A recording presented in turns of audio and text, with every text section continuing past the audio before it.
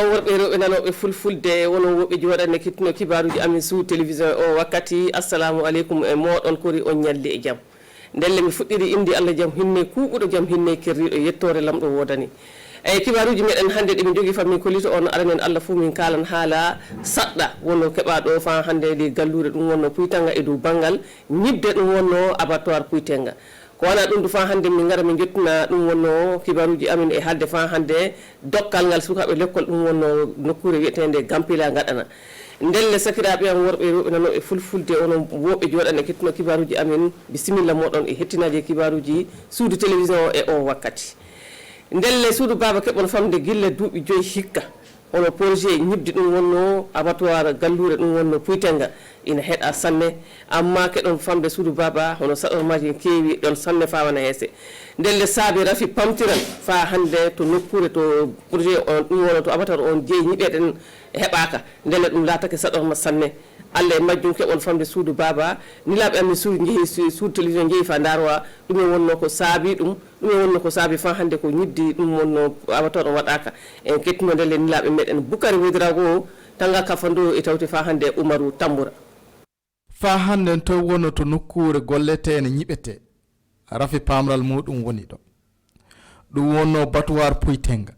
o projet puɗɗiɗo ko watta duuɓi 5 hoore haala kan en deyi suɓade nokkure to ɗum ñiɓete gore ka ina wondi waldere hoosaɓe suɓuyɓe nokkure zoore feddede ina wondi fa hande waldere wiiɓe kamɓen ka ina jaaɓi ko bureau hiñoɓe ɓe kolli wawde fa hande ko mairie wi gouvernement kan waɗi ñiɓi ɗo en luumo kulle zoore ɗo min mbawa sodude kulle ɗo en de min jara ɗum en guere famille kirso miɗen miija soni abattoir o ñiɓama ɗo en fuu ɗum hoytanan fa hande julotoɓe kulle ɓe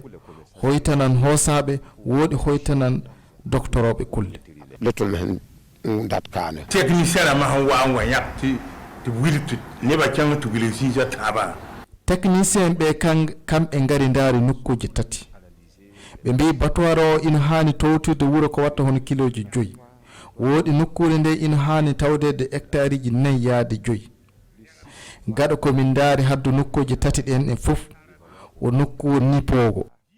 kam wonno ko nande e majjum site proposé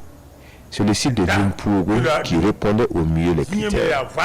mon fuɗɗino teŋi dow ko wi yimɓe heewɓe ngari e surude fa hande rafi pamaral ngal humgama heɓe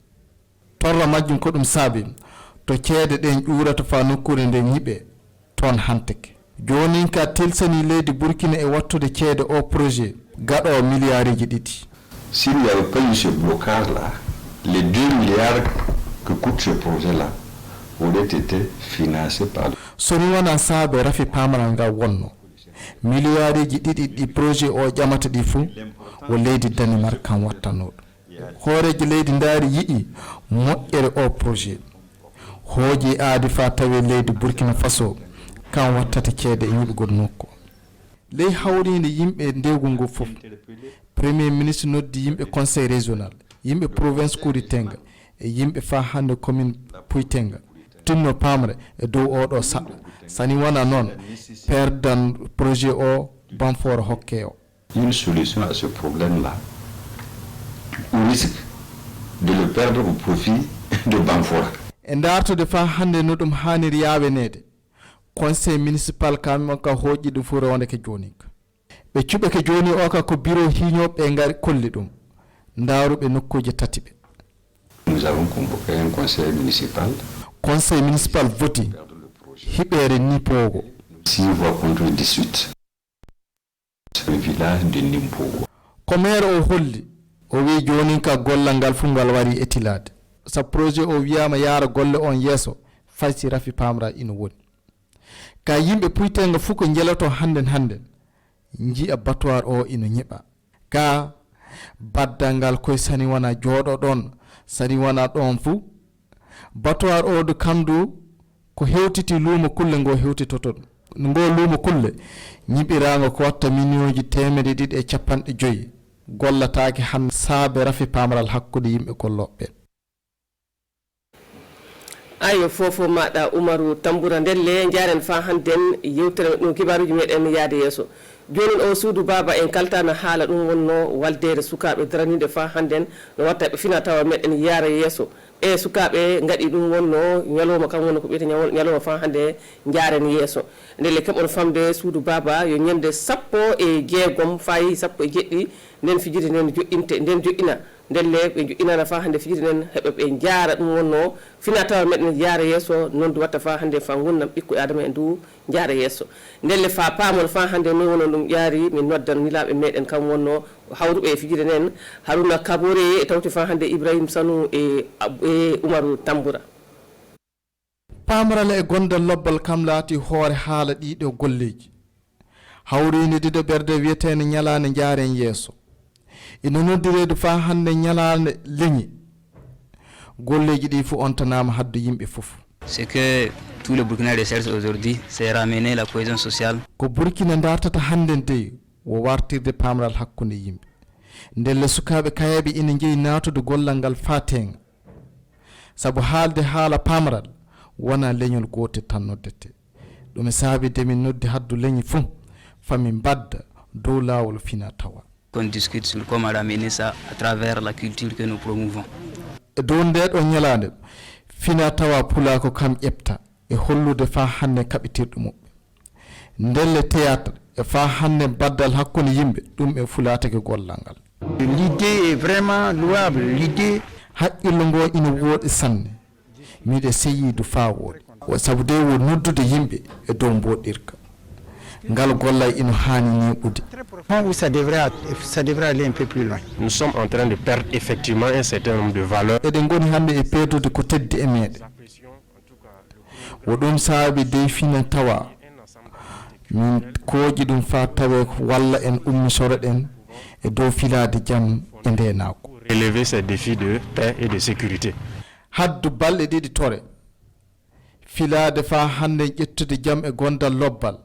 kan wonno ko haaldete haddu sukaɓe kayeɓe en fuu e dow lawol fina tawa ndelle waldere sukaɓe kayeɓe fina tawa Burkina Faso kamɓe joƴƴi ngal gollal ley fana gurma. ayi woɗi Umaru Tamboura fofo maɗa e fofo maɓɓe kamɓe du hono dental ɗum wonno fina tawa Allah yaaru fa hannde golle maɓɓe yaade yeeso e lamɗo yaaru fa hannde fina tawaji mumen du yaade yeeso. jottinen kibaruji meɗen e halde haala fa hannden haala batu ay keɓon famde ɗi galluure meɗen waɗugo ɗo en bangere wono wiye fa hannde Gampela ay Gampela toon tu fa hannden e dow ardangal maire commune Saba delle sukaɓe l'école wiyeteɓe ɗum wona sukaɓe l'école Gampela ɓe kokkanama fa hannde kaɓitirɗi no watta fa hannde fa kamɓe du jande maɓɓe yaare yeeso ɗum wonno koɓe kokka ɓe kokkatana fa hannde fitillaji sabu Gampela toon yo gurel no woodi fa hannde nokkuji to hiiteji jottaki delle fitillaji ɗin saaboto fa hannde sukaɓe meɗen du kamɓe du keɓa fa hannde jangga no woɗɗiri noon watta fa jande maɓɓe yaara yeeso ndelle fa hannde fa ɗum laaɓano mi noddan ɗum wonno niraɓe meɗen kam wonno Gérard Somé kam e tawti fa hannde Ahadisa Damba e Umaru Tamboura. lampe ina hokka ɗo en sukaɓe l'école Gampela iɓe jaɓa ɗo en ko ɓuri 600 lampe nangue wo joom l'école o kam waɗi ngal ɗo gollal fa ɗoytira sukaɓe ɓe e ley jandeji muɓɓen fo sukaɓe tawaɓe e wadde examen hittande hikka pour pouvoir encourager les enfants à travailler mieux à la maison. wo ɗoytirde sukaɓe ɓe ene tinnade jangga wuuro muɓɓen seno kooti woodi e noddude haddu neɗɗo fof jogoyɗo bawde ley commune Sabo tinno waɗa hono ɗum e gollum sabu ƴeftare leydi waratano e ndew birki lobbi sukaɓe. Vraiment l'aider dans l'éducation, le développement d'un pays vient par l'éducation. kamɓe keɓuɓe ngal dokkal eɓe jettuɗon samne sabu ɓe mbi ngal ɗoytiranɓe sanne e ley gurdam maɓɓe jande. Plusieurs d'entre nous avaient vraiment beaucoup de difficultés. soni laasara waɗi fof ko heewi he amin fof sani wona jaha to woɗɗi fa keɓa janga ndelle lumiére o en walli sammin fa wooɗa De bosser à la maison. ngal ɗo dokkal ngal maire commune o yetti sanne. Partout là où il y a des initiatives, nokku fof to hono ɗi golleji ngoni ino kaani yettede fa heɓa jandeji sukaɓe l'école jaha yeeso. de la sorte à ce que en tout cas l'éducation puisse aller toujours de l'avant. ndelle nokkure l'école eto formation ji Gampela ga ino tawda fa hande du nokkure to gollal jungo ekkitete hono ñootugol e fa hande ñibdi nde nokkure ino omti gilla hitande 2014 hande ino tawda ko ɓuri 400 janggoɓe ayo suudu baba nde lekkol famde hono sukaɓe lekkol hokkaɓe fitilaji ɗi alkadara lampaji keme jeegom wonno ko lekkol mabɓe ɗum wonno hokka fa sukaɓe en mamɓe du ballitoro fofo maɗa Umaru Tamboura ndelle suudu baba ko fo moɗon hettinare amma sana accon hakke pate accon hakkiloji moɗon hono machine aji amin ɗi wakkati gonno joofa yimɓe sanne ndelle accon hakke pate accon hakkiloji moɗon edoyde inde am edoy inde fa hande golloɓe sous télévision ko miɗo wiyon ko fo moɗon albarka moɗon hettinare lamɓe hollu en jaama so kasi jaango kadi si lamɓe yiiɗi jawi famin kolla on kibaruji gaɗɗi le leydi meɗen e Burkina Faso ɗo en assalamu aleykum e moɗon ko fomo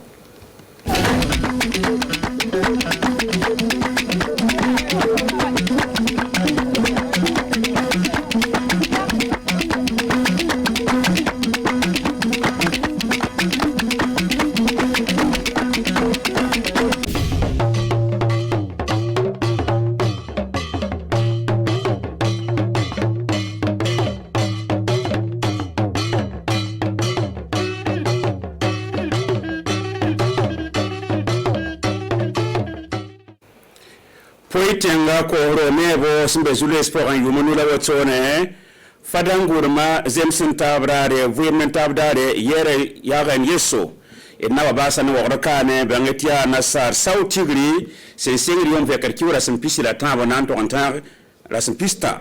amsambisi fangel kepe ne otowende tidbe talate yom vekar kiura asimpigla wedare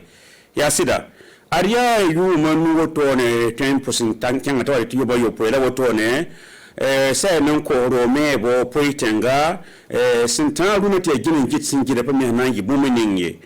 renu buni gamtia sababu jule sembe ne sula pousse la ko ro an ka wotone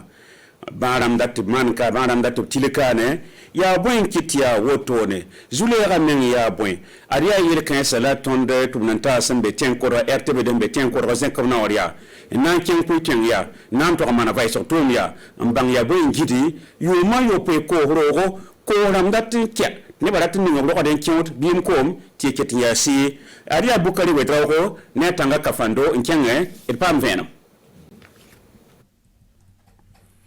poitian ko horo anda segaren pa mebo nta woto anan papa mpitsuge itna ngudi lam tia santa yumunu la woto ne tom kanga sinsinge anan papa mpitsuge zulera ariyo sula yibum pa wum taba ni zini ngobs nan tile ko horo ga pipi sula mikidam tia ko hana mbambe bene bam ngini game tia zore labseran to nin ko horo ga sula yewame bam metikame nin biru ning so wa mana vai so man gidu ko ngi sini ko segran ning ko roga ngi tik ne rasin da lik non ninga go nira wa me rumeraga zore ton patwen da rumus zore nan talan kem zinga to on to on kuye ton tiram ti ko roga san ning zore e bum sna song on song ne ni sun ko horba ne ni sun da arba la ye son ko horamba wanto an yidme ari mum nan songe ni lakto emba to mitba waame wa man gilikri les zinsa table tikya obiyela me tisena abattoir ko roga observan to an tiligala me ne tenga pasaran yi kilo nuye les zinka me yalam ya zinsa santa hectare na se ndebar hectare nu la sengilga fagil kapi ziya tabla bo antik tikra mikam ti nimpour be suka nimpour zika 20 liga ko roga rini am san kelo to ne mikrame ner kam fa kata rinda am paratam bati faye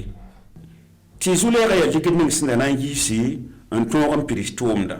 ligidning sin seran ki tum kanga point attaque milliards yibo. S'il n'y avait pas eu ce blocage là, les 2 milliards que coûte ce projet là aurait été financé par le royaume de Danemark. Sampa zule sa hankin sokan ya miliyara yibo labda siaran dikin tumtumda ya Danemark ramela nan song tondo la ya dunengit sin giro tuwan mo ha nyeli baka yelle la tinga tawar saba sambang tumda panga na farsan siaran konenen buida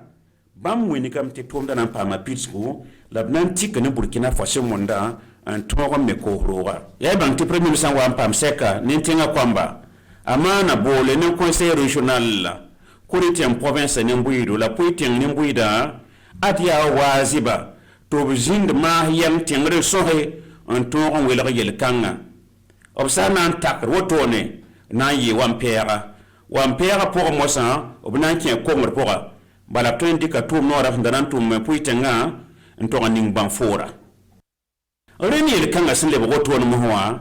Conseil municipal la, Gessamena Kesamenga, Tewum Tap Ton Rosint. La bam tika duro da wantum tuminga ngirgan je sisa taba rinde conseil municipal sinzinda optika me tie nimpok adam nan to nin korora sai na mera adu gom ningis nda gom da yele bakaza mun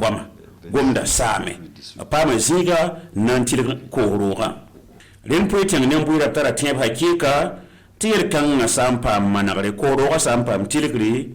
adaya bumb sina song bamba la keda nan wumtaba a keda ni zini sonse to ges bun si na fangida ni entar nyoto wona ko to go muslim yanga tina fa ya bam fangir kapna ndia nyodo bangeti sibra sundo ga yom veker kiura san pik la yobe la kamtab sun ya kombe be sulle fina tawa mbe Burkina Faso kane la nyagra ya fadangurma abganda ga ba obi bisab to la wotone bambe ro kamik no ra yibisab la wotone yara yeso yadna mana wana ne kam fanyi yabdo te ges bioni ra lina tarinyodo yara yeso rendo muni ga mitia bumsi mpam piso yum veker kiura san pila yobe na te base yum pila kiura san pila ayopoi rendo la smap sinyake tia vuyem nentaba ma bilam poka opuni kam tombu totor nantume ada aruna kabore Ibrahim Sanuzin bene itkele Zimson tare womtaba ma bilam poka tire vuyem nentaba adama ya gomzurawo obsintike na mana nora yibe sabseka obsombonde yaren yeso wala bud seka nora yim sabla wotone tia bumbu obsombo nembu ida fangile kape tabata puyam lonantaba c'est que tout le Burkina recherche aujourd'hui Burkina Faso ra guna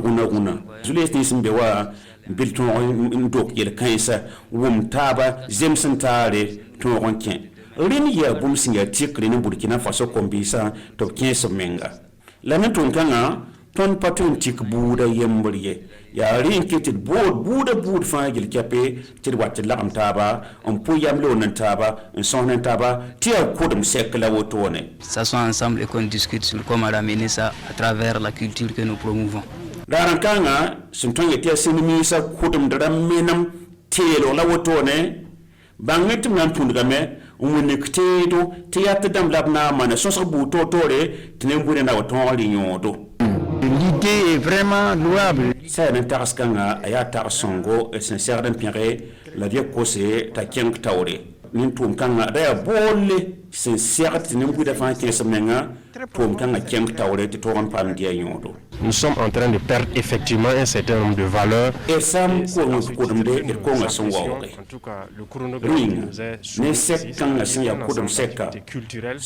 parce que c'est ce sur lequel nous pouvons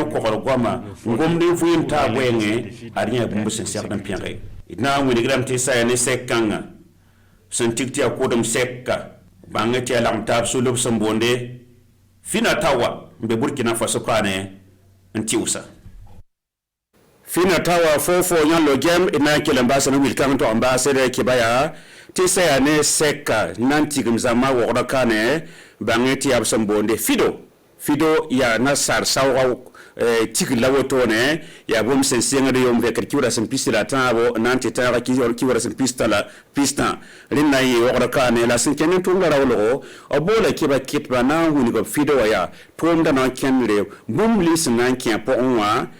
to ton rampa miodo yinda yisibra sundora yom veker kiura sen pila yobe rin ya nora waisa bla wotone ya nebsin kien semen lema wenge ren ni webson bonti ko da vafio on ko to no wal kelen tiere nyam na pa ma nyor ni sinkanga rin son wan sarki ba kitba ya adi agent eud ba yala la carol ba moro et to ran kelere netsin be tomda rawla pour bam la wotone Serge Kabori. Festival de danse, il y a semaine ton labri qu'on a un tigre sosorba to boa wili bam mi bam san tar wala création yeti création artistique to programme ne ka fa to boa wili go sora o son to même pas masaba donc la ti festival la apaka thème sa fa gili donc ton ni sabla tenka ne nasa damba Amérique donc ni na fa na festival internet bala ten postuler la mais wane seba to biaka tawa wiliga hambo donc semaine tonre ne ba fa na ne ni sebo biaka obna wa CCF ka ne grain des arts vivants obna wiliga au spectacle damati ne ba wagisi coronavirus bara woto no na tun wilgamti nedmen katen wakananda takama na tesai ton ninga o na pierre nusa yam hala kiti yam pierre nusa yan katar kashne katen kin le meblik la température dans ma main maintenant salle de spectacle dans ma pora obmanda espacement de distance na kiti ne bara yeral tab soma woto spectacle dans ma pusuka na mana et Institut français wakane rati eti samedi wa mardi wa mercredi na yi kane vendredi le pani samedi wate clôture na yi CCFK la Grain des Arts Vivants wa na yi jeudi warare le 28 arare darfan festival la hanse ne ba hanso se o manda concert bedde Grain des Arts Vivants wa ti au programme artiste bermbe kane to watan yi ne ti karate wa ne ba fa ni festival la lamfa ya so festival ya sida la konta were ti artiste musicien la mame wa yile ti ba la ba menar festival arende fido ratete anduno wa sawr mitba sawdan namse na certa bo kane retien ya yum vekr kiura simpisi la tabo nanti tara pista ya bamme sawra kwes na mbasir kuna kibaya rende de pusi la barakwesko una sonsi la fi la kanabil form balam tonmenta sungalo watara bama nandezi una sonsi la fi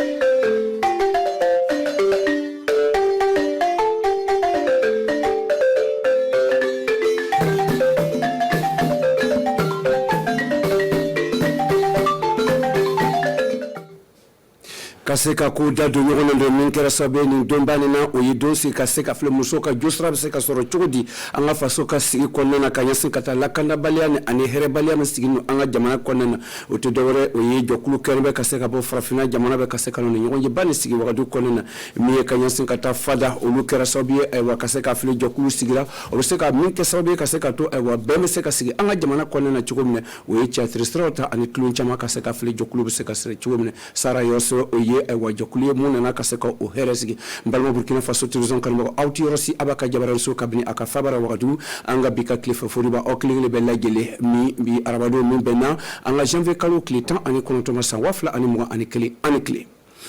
amta damne ni wagadu la kayra ka foko bi dubum nyogonye bakera kanyesin kata mi musoka jostra ko